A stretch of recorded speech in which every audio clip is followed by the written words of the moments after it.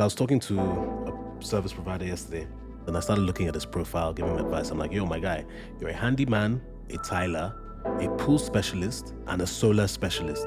That's Sayo Folawiyo, the co-founder and CEO of home services platform Kandua and The Flip's B-Mike. I'm like, this guy's all over the place. But he's just like, well, I can kind of do enough of stuff, and I know how to find the right people to be able to do a job. I'm like, well, just in terms of this platform, focus on one, because that's how you're going to build up your portfolio to be able to win customers on our platform. And he said, I'm not sure. I think I'm going to I'll come back later, like back to this job later. And I said, so what are you going to do instead? He said, I've been doing a property course, and I'm now going to be looking at doing real estate. I'm like, well, okay, fair enough. And he said, yeah, well, but I'll be back. And you know, that kind of mentality of just like getting in where you fit in, finding the flows. Maybe his friend is doing well, doing this property thing. Let me follow that for a bit. When pool specialist comes back in summer, when people want to get their pools ready and he's seeing an influx, he'll come back to pools. That's the nature of a lot of work in our environment. Throughout this season, we've been exploring the future of work. And one thing that's become clear is that the future of work in the African context is going to be a lot of different things. It kind of mimics the nature of work itself for many individuals on the continent. They're taking this portfolio approach to work. And even in more quote-unquote developed markets, we're seeing work become less formal and more flexible, this unbundling of work from employment. And this evolution of work itself provides a whole set of new challenges and opportunities. So this episode is effectively a retrospective on the entire season, in which we explore more of these questions about the future of work in this context. And joining Sayo and me for this conversation is friend of the Flip, Chris Maclay, a veteran of the youth employment space on the continent and a deep subject matter expert who is currently the program director for the Jobtech Alliance at Mercy Corps. Before we start, we'd like to thank MFS Africa for their sponsorship of Season 4 of The Flip. Throughout this season, we've spoken with MFS Africa about their multitude and variety of products and services, from agent banking to virtual cards to newfound explorations into blockchain-based payments, but it's their core platform, the MFS Africa Payments Hub, servicing enterprise customers and enabling them to make and collect payments across the continent, that has always been the company's bread and butter. So for today's episode, I spoke to Cynthia Panera from MFS Africa's Enterprise Business Solutions team about their enterprise focus. What we do at Enterprise Business Solutions is partner with different partners, ranging from the likes of fintechs to the likes of agriculture, like the lending business and so forth. And the idea behind that is for us to be able to facilitate payments. So our definition of payments from our partners' perspective is that us being able to handle their pay-in, which is like the collections, and payouts, which in our world is called disbursements. A perfect example would be a partner who's doing lending. So they will basically disburse the amounts. Where MFS Africa comes in is we connect either through our API or through our portal and enable that disbursement to go out to the respective customer. And the reverse is also true. So we also sit in the back end for a customer who wants to do collections. So again, if a partner who's doing like lending business, at some point, they'll have to collect the fees. And we are able to provide the partner with a merchant-initiated collection where they can actually initiate that collection. So ideally, like, we are giving our partners more control over their business, more control in terms of the different use cases, and more control in terms of the funds which have come in versus the funds which have actually gone out. You're listening to The Flip, the podcast exploring more contextually relevant stories from entrepreneurs around Africa. Welcome back to The Flip. I'm your host, Justin Norman. Today's conversation with Sayo Folawiyo and Chris Maclay starts with the idea that most people on the continent aren't employed or unemployed, but instead have this mixed livelihood or portfolio of work. Here's Chris. So I've been in the youth employment space my whole career. And when I got into the space, I remember NGOs talking about their impact, where they were like, this young person was unemployed. Now they have a chicken and they are therefore employed. Now, even at the time, that wasn't true, right? The person was neither unemployed beforehand and they were not employed once they got the chicken. For a long time, we've had this like narrative of trying to present things as like binary employed or unemployed, but realistically, everyone in Africa has this mixed livelihood or portfolio of work where they're tying together self-employment, wage employment, agriculture, like working for the family. And I think one of the changes has just been a change in narrative that I think we're able to have a more nuanced conversation than we used to. To give you like one example, when I used to live in Liberia, within a couple of years, the World Bank did a economic study of the country, and then the International Labour Organization did one a couple of years later. And the World Bank said there was 85% unemployment in the country. And 2 years later, the International Labour Organization said, I think there was 7% unemployment in the country. Now, obviously, one of them isn't like drastically wrong. They just have different definitions of employment. And I think we're just moving to like a more sophisticated narrative nowadays that understands that people are not binarily employed versus unemployed. They're like piecing together different pieces of income. And the challenge ahead is not about taking people from unemployment to employment, but making that work more higher income, more secure, more meaningful, with greater opportunities for growth. Sayo, I was just thinking in this context, how you say that many of your service providers on Kandua would rather have a wage. So is that really actually just what we're talking about, is in the context of better jobs and in the context of employment, that really what they just want is stable earnings? Yeah, I don't think that's deep. Don't we all? Yes, I do. But I think it's not just about stability, it's about stability and quantity. Because, you know, all the studies that people do outside of South Africa with young people say that young people don't want a stable job. They want independence and all of this. But I think it's really just that they see more opportunity to earn higher income in self-employment than employment. I think it's like everyone wants this combination. They want high incomes that is regular and secure and resilient, and they want that work to be meaningful. Maybe the word is consistent rather than stable, or rather the question Justin's asking and the point he's making is kind of like the importance of the money being regular. So whether, if you can do that from a self-employed versus salaried perspective, I think you'd probably choose self-employed versus salaried. But what we were seeing on our platform was people who had tried the self-employed thing and realized that it does not bring regular income. But I'm sure they'd prefer it to a salaried kind of situation if it did bring regular income. I also think the concept of growth is just really important. People want regular income, but they also want income that has the potential to grow. And I think this has actually been one of the big challenges around like job tech and a lot of platforms that we look at in the future of work, where traditionally jobs had you like entering at a junior level and then getting promoted and moving up. And, you know, if you get onto an Uber platform, your day one is pretty much the same as your day 1000. And I think that regularity is good, but I think people do actually strive for like growth, both economically and as part of their like identity and life satisfaction. I have a question for you guys. So I agree totally.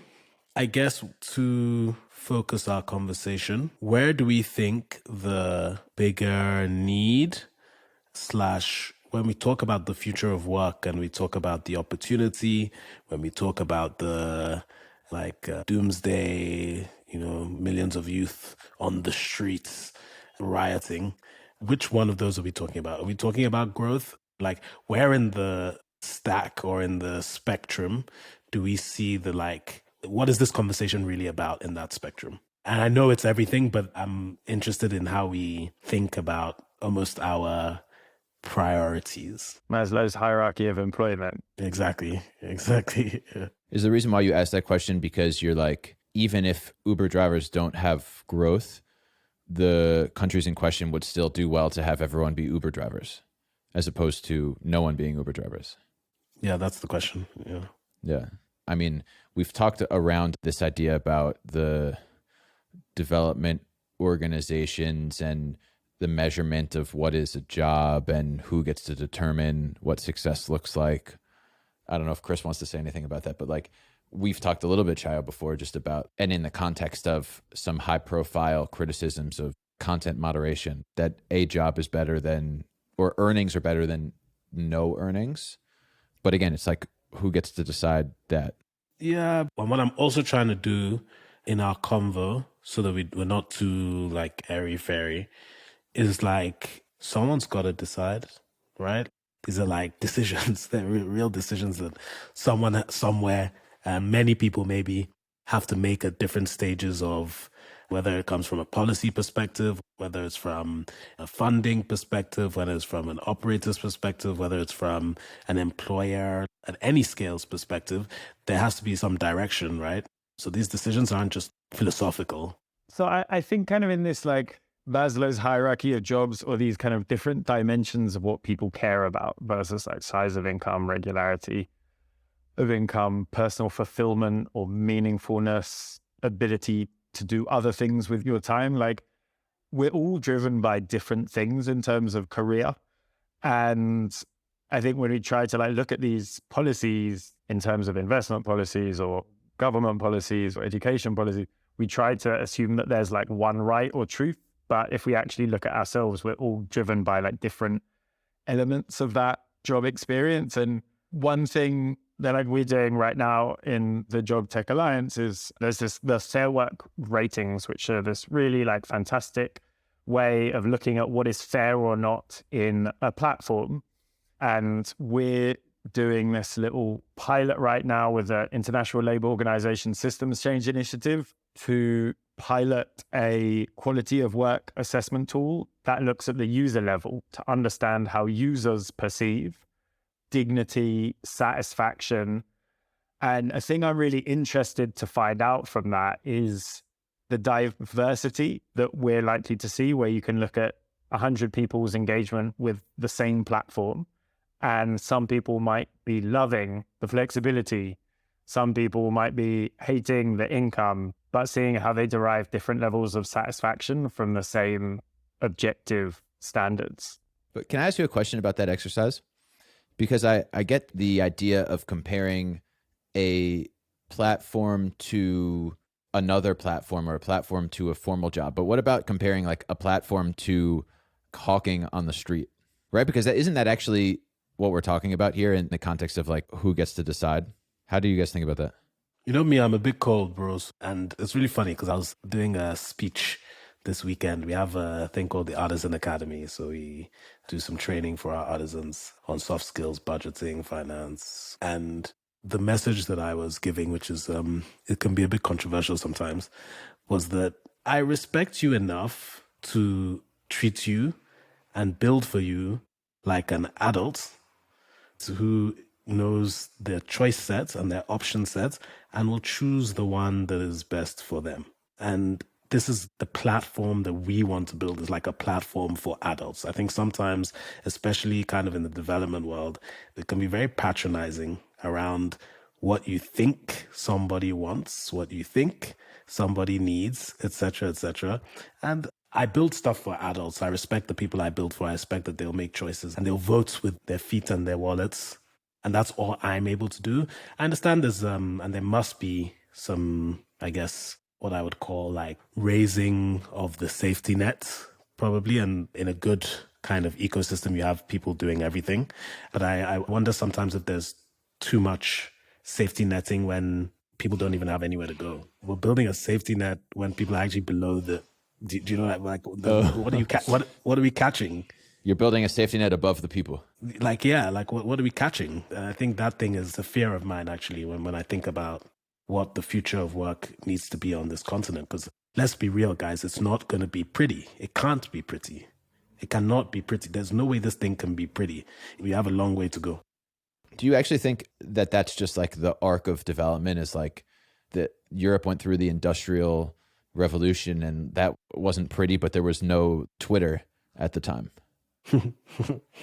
I mean, yeah, I think that's probably some part of it, yeah. And I don't mean for this to be like where we just bash the development community, especially because... Yeah, I'm not bashing anybody, Justin. I'm just saying my own personal choices. And then I'm asking the question of this can't be, like, I think it's important for us to agree that this can't be pretty. And it's the right question to ask, because at the moment there is, in kind of policy, media, and like how decisions get made, the kind of narrative is comparing to the full-time jobs with benefits that never existed. But if we are able to have a more nuanced narrative that understands that ultimately what we're looking at with a lot of these platforms is comparing to the status quo of informality and people selling tomatoes by the side of the road, we need to understand how to make that job of selling tomatoes by the side of the road better, as opposed to comparing someone selling tomatoes through a digital platform against working for Microsoft. There's a question that I have, and Sayo, we've talked about this in the past in the context of like training, this idea about enablement. I think about this question of enablement like a top-down thing would be creating jobs versus a bottom-up thing of like we are enabling the person who's selling on the side of the road to grow their business. And we've talked about the prescriptive top-down sort of like these are the things that you need to learn from an education perspective in order to survive in the 4IR, blah, blah, blah. Versus what if you just give everybody a cell phone and a crypto wallet and a YouTube account and let them go, like that as enablement. But if we agree with the premise as we're talking about today, that the nature of work has already changed and the narrative is changing around it and needs to change, to what extent does that then inform the strategy, and to what extent does it shift it from prescription to enablement? And what does enablement even look like then in that context? I mean, what's interesting is like it kind of mirrors a bit of evolution of our understanding of job tech, where we used to think of a lot of job tech as like gig matching, where you're connecting a service provider to a service buyer and connecting someone to like a unit of labor. And what we've seen a lot of job tech platforms evolve from is from gig matching to becoming something like an e-commerce engine of micro enterprise or an e-commerce engine of the entrepreneur. And, Kandua did this with originally being a gig matching platform and moving into HustleOS, as I consistently quote Sayo talking about. I think the move from thinking about enablement is something that we've seen a lot of happening in practice. I mean, I could go a step further of trying to look into the future, and I'm interested in how platforms that are providing like infrastructure or enablement for entrepreneurs actually start blending the concept of entrepreneurship with the concept of employment again. If we think about a platform like Wasoko or Market Force that is providing infrastructure for retailers to buy and sell goods, we see this as enabling self-employment. But as we're seeing more and more like commoditization of the work that those individuals are doing, it starts looking, if you ask me, a lot more like wage employment. Traditionally in microenterprise, you had someone who would buy their inputs from a supplier, they would choose their prices, and they bore a lot of risk in this. And these platforms reduce risk, reduce barriers to entry. They sometimes enable you to increase your margins or give you additional services. But it means that now everyone is like buying at the same price and selling at the same price. It kind of reduces the upside, it reduces the independence. And I think you start seeing a lot of these infrastructure platforms starting to kind of blend the concept of self-employment versus wage labor, right? And I think the interesting thing from like a top-down training versus enablement thing is that like that blurs. Even I was talking about our training on the weekend, like no doubt we're like leaning it towards shit that we know will be really good for our platform and for them eventually. But there is a top-down element of the enablement is you're enabling people in a very specific direction, which is kind of top-down. It's quite interesting to think about it that way as well. Yeah. Chris, you brought up HustleOS before, and it created like a thought in my head, which is, well, there's the stages. And we talked about this with the episode on standardization with M Pharma before about what the evolution of standardization or formalization looks like, right? And the lines start to get blurred in that way. But at the sort of like beginning of that evolution, to what extent do we just need many more like vertical specific HustleOS types of companies? Maybe there's a question there about the depth of a market to absorb, a Kandua for every single vertical in every single market. But well, Sayo, do you want to explain what HustleOS is? And then we can talk about, should we expect to see one in every single vertical? Yeah, I mean, to me, there's like an app store is actually the nicest way to put it because everyone kind of understands that. But I imagine that I am a photographer. I have started my business today, and the app store shows me the things that I'm going to need. I need to register a business. I need to buy my film. I need to rent my stand. And I need to find some customers. And then I found a couple of customers, and now I've made a little bit of money. I probably need a bank account. Now I've made 10 customers and I probably need an assistant that's going to help me. So there's a platform for me to be able to find people that are looking for those jobs. So it's this idea of like a pathway from start to maybe established and being fed the right products and services that you need at that stage of your journey that help you and put you in the best position. Again, you're an adult. What you do with that position is important. And I think that's where this enablement and entrepreneurship employment question comes. It's like the structures can only get you so far, right? I don't think we talk about this concept of guiding you into the pits of success. Employment is like, we're trying to guide you to the pits of success. And if you're going off guard, we yank you back. I think entrepreneurship is like, if you're going off track, you're going off track. And so, yeah, the HustleOS and the way I kind of see it is that idea of pathways that serve you the right products and services, obviously tech enabled in your journey to building a business in whatever vertical that you're building it in. And to be honest, that's quite why I like that episode on conversion franchising where we talk about the spectrum, is like the franchise business is actually a HustleOS. It's like, here are all the bits and pieces you need to start your Subway or your Nando's, and we'll provide you with chicken. You just go out there, pay for the store, pay for your staff. Here's the manual to train your staff. Here's the manual for how you serve your chicken. So that's guiding you. But again, if you're a shit restaurant owner, you're going to be a shit restaurant owner. But if the chances were that you would be a good one, you're kind of removing all the things as much as possible that would get in your way. You guys get the idea. Yeah. But Chris, you've talked about in the past about this belief that micro franchising was like a silver bullet, but it appeared to not be. And I don't know, maybe the only difference between what we're saying with the HustleOS and micro franchising is like the relationship between the platform and the worker, the relationship between like the franchisor and the franchisee. But is it the same thing? And you had said that it's not actually a silver bullet that people once believed that it was. Well, I think one of the problems of the development sector is that things go in and out of vogue pretty quickly. So it didn't fall out of love for necessarily being proven wrong so much as just like something else came up. But it's definitely true that for a while, micro-franchising was seen as a bit of a silver bullet for reducing barriers to access, reducing failure rates.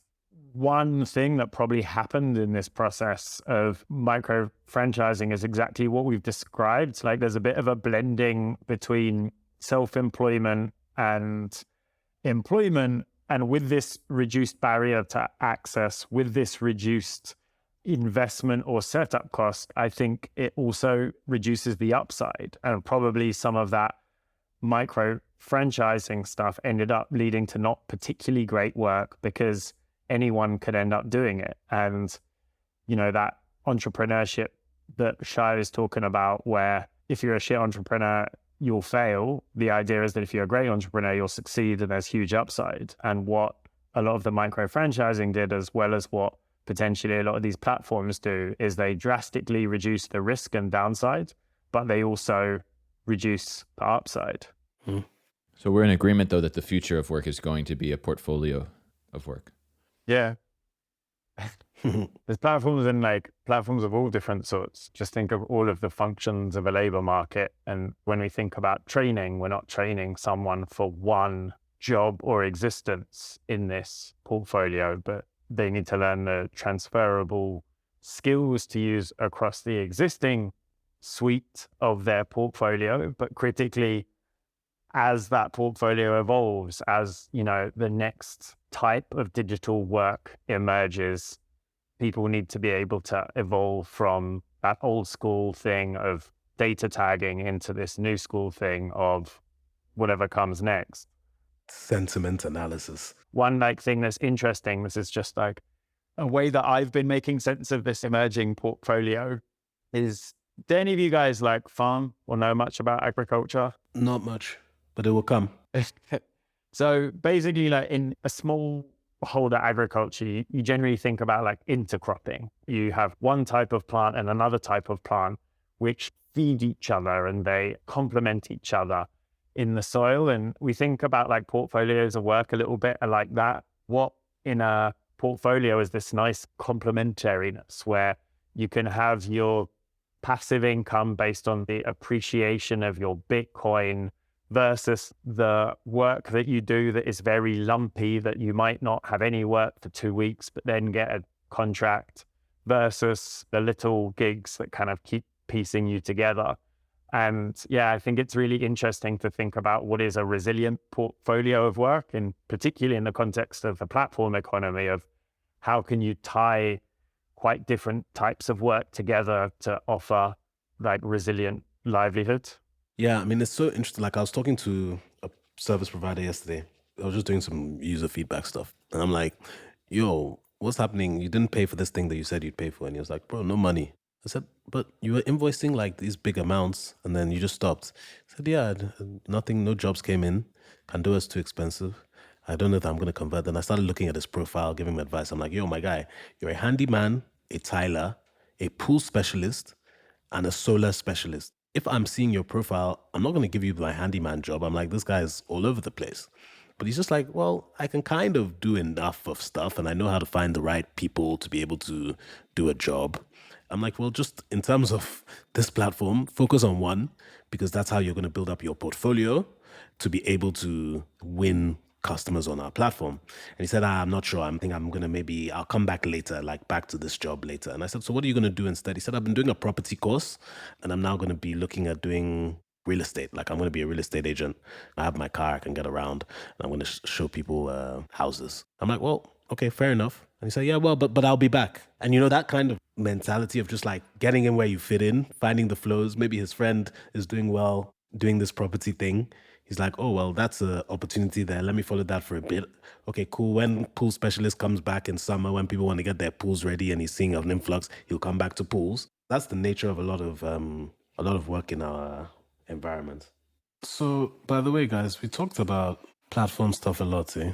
We forgot a lot of other things. I still want to explore very deeply the export services. I think that's a very interesting one to me. It feels like that's an opportunity for us to be at least taking advantage of. So I like that space a lot. When we come back, we'll get into export services, market sizing, and even more abstract ideas like universal basic income. But first, here's another word from our sponsor, MFS Africa. A recurring theme we spoke about at The Flip is the challenges of expansion and scale in the context of the continent's market fragmentation. It's a challenge for startups and enterprises alike. And that scale question is something I asked of Cynthia Panera, of MFS Africa's Enterprise Business Solutions team, who we heard from earlier in the show. Ultimately, we're connected over 34 countries with just one API. We basically connect our partner to all these multiple countries. So a fintech in Tanzania may be doing collections for e-commerce, wanting to scale out of Tanzania. So those are the perfect examples that we get because they don't necessarily have to go to Kenya to get a different license. So it's just one API that's scalable and gives them more access to broader markets. I think being in my position exposes me to so many different markets and to so many different customer needs. So one of the things that I have an appreciation of is how different markets operate.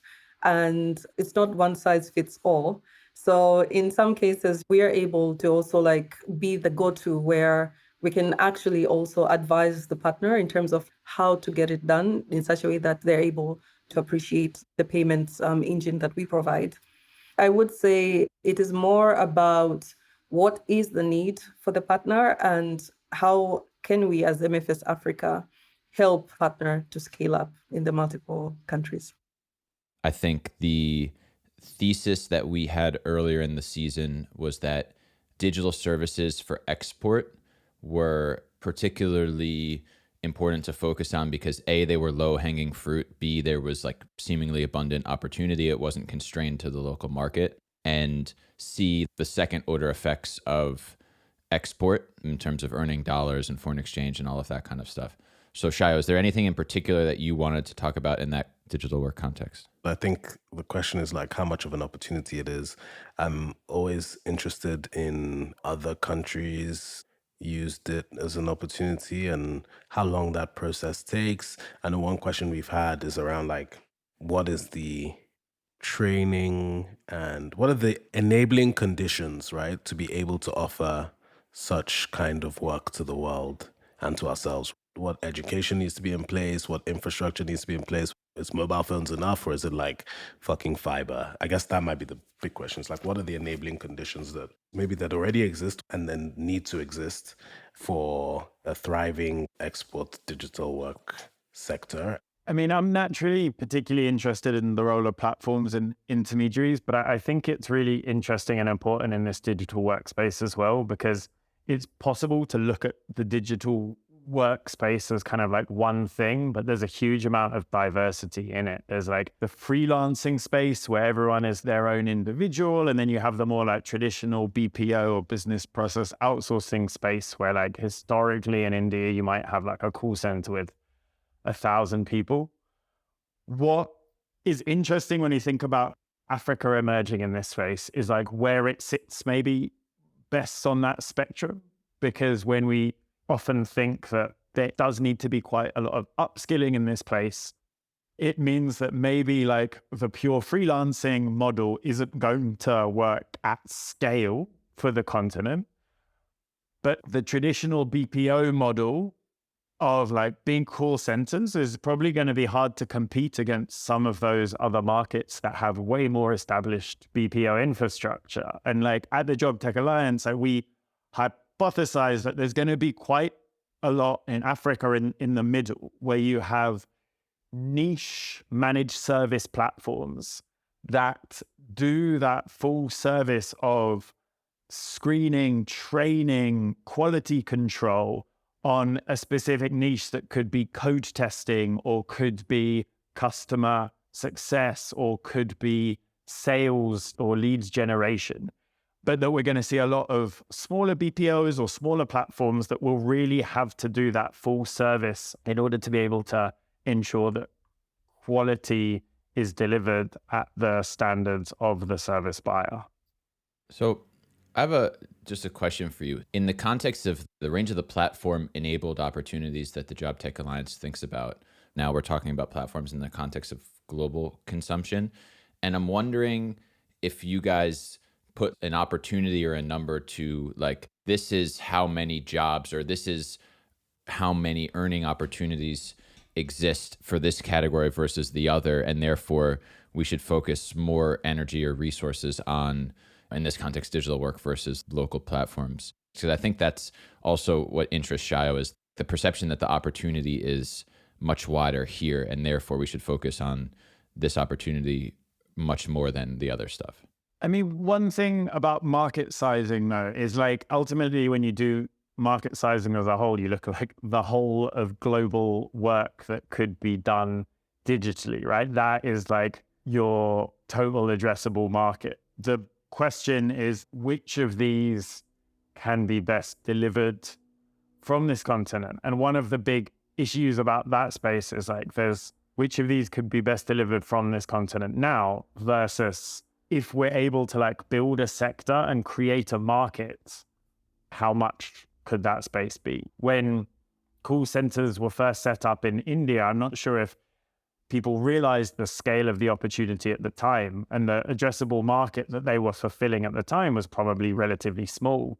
But as soon as that infrastructure was in place, there was the big opportunity to grow. Do you think? I think so. Did they realize the scale of the opportunity when they first set up?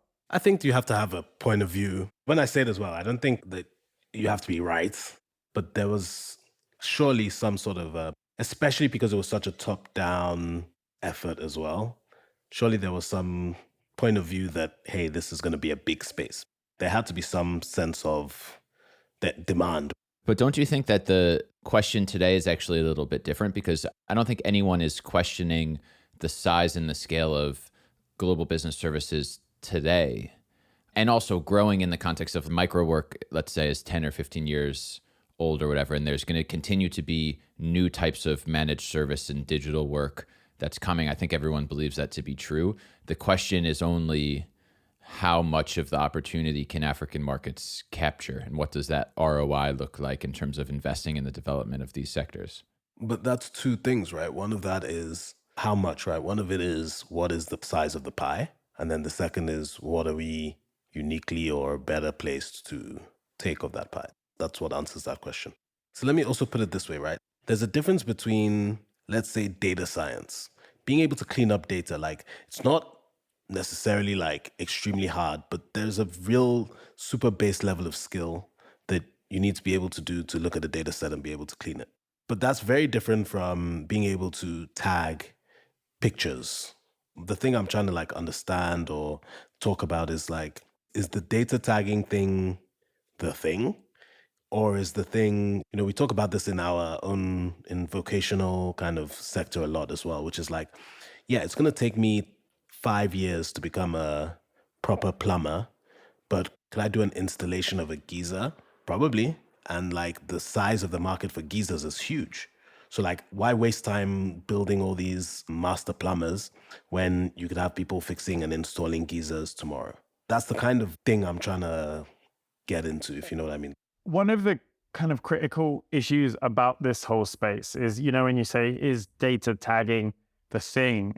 Those within the data tagging would say that like data tagging isn't a thing. There are a million things within that thing. And critically, those things have evolved hugely over the course of the last 5 to 10 years. 5 to 10 years ago, it was people were still being paid to say which of these things was a zebra crossing or a fire hydrant. And nowadays, people being paid to do data tagging are answering questions about how the person was feeling when they were tweeting, right? These are quite different kind of skills that are needed. And like, I think there's pretty significant implications of this. We know that digital work as a space and a sector is going to be big. To market size what there is in the future based on what there is now is pretty hard.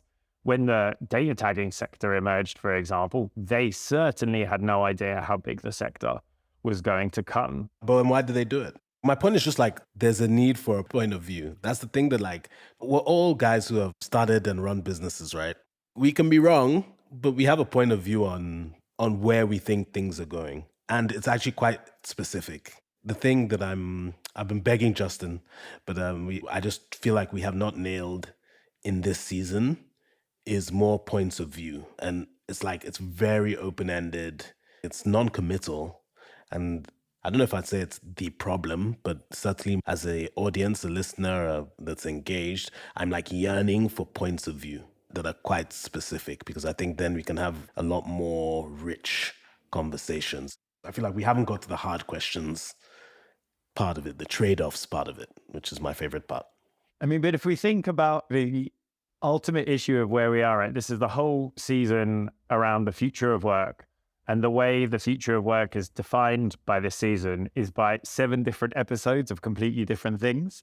And I think that is a pretty good demonstration of the fact that like the future of work isn't something that we totally know about.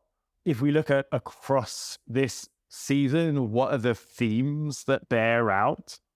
The themes that bear out largely suggest that the future of work is going to be based on portfolios of work or mixed livelihoods.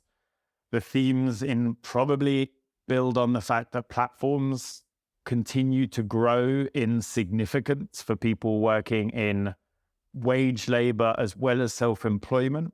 And the themes, other themes that likely continue are that like there are going to continue being emerging ways that people earn money that are very different from the ways that people have earned money in the last 5 to 10 years. And like, those are some themes that you can say are a opinions or like potential truths of the future of work. But the significant bit is that future of work is like diverse, and there's 7 different episodes of 7 different types of work. Yeah, for sure. I get that. And I think I'm just being difficult, but I think that's the, yeah, I do think it's the vibe. I suppose for us as ecosystem people, I think we must be like kind of difficult with each other. I think one other theme that came up a lot was this idea of coordination, right? It is this idea of like there's so many actors, there's so many directions, and that makes coordination really difficult. And I think the way that you solve a lot of coordination problems is by being really difficult, right? People are not going to be happy. No one's point of view is going to be the right one. There's a lot of compromise. It's a lot of saying, okay, cool, maybe a job is not a job, Mr. Development person. And we're going to stand fast on the fact that a job that you've defined is not a job for people that are on ground. And how do you make that kind of stand when no one will agree on any? Do you know what I mean? Like, there's hard questions to answer that require really strong points of view that I feel like we shy away from as an ecosystem a little bit. Yeah, I think the coordination problem thing is a question of, well, how do you solve these problems? And even, Chris, back to what you were saying about the definition of unemployment in Liberia, people can't even agree upon the rules and the definitions before we even talk about addressing the problems. Are people starting to at least agree on that, or is that going to always be sort of a barrier to actually solving these problems at scale? I think there's an inevitability in kind of where things are going, but can I ask you guys a question? Should there have been an episode called The Future of Work is Universal Basic Income? Oh, that would have been such a good one. Yeah, that would have been a good one. Like, if we're saying that there's like fundamentally not going to be enough jobs, and you know, with the emergence of ChatGPT, the few that there were seem to be ever increasing, and as the population is projected to grow so much, do we need to start talking about alternative income models when we are supposed to be talking about jobs? You know, I think there's been like a historic split of the social protection over there and jobs over here, but like, That's a very do we good start question. need to thinking about these two as blending into one? Yeah, man, that one is above my pay grade, bro. That's too. I swear, bro. What do you think? I don't know, man. It's like, honestly, that's why my brain is short circuiting. Like, universal basic income as a concept is, my brain hasn't reached there yet. Like, I'm too like on road. You know what I mean? Like, it feels like sci-fi. It's such an interesting question to me, the degree to which the responsible thing to do might actually be to acknowledge that not enough jobs are ever going to be created, or not enough income generating opportunities are ever going to be created. Not that anyone would ever admit that. Yeah, is whether we admit it to self, whether we just need to be having the conversation. I think you need to be having the conversation. Yeah, and those are the kind of things that I like, by the way. Even though my brain short circuits, I do like it when we get to that kind of point where it's like, maybe our lives don't mean anything. Our lives work. This is just a waste of time. No, I feel like those are important questions. That's how you get to the juice. That's it for this episode, and indeed this season of The Flip. If you enjoyed this episode and this season, we would appreciate if you shared with a friend or a colleague who you think may enjoy it as well. And for more from The Flip, please be sure to follow us on social media at The Flip Africa for more short-form content and insights from our contributors. Until then, thanks as always for listening, and we'll see you soon.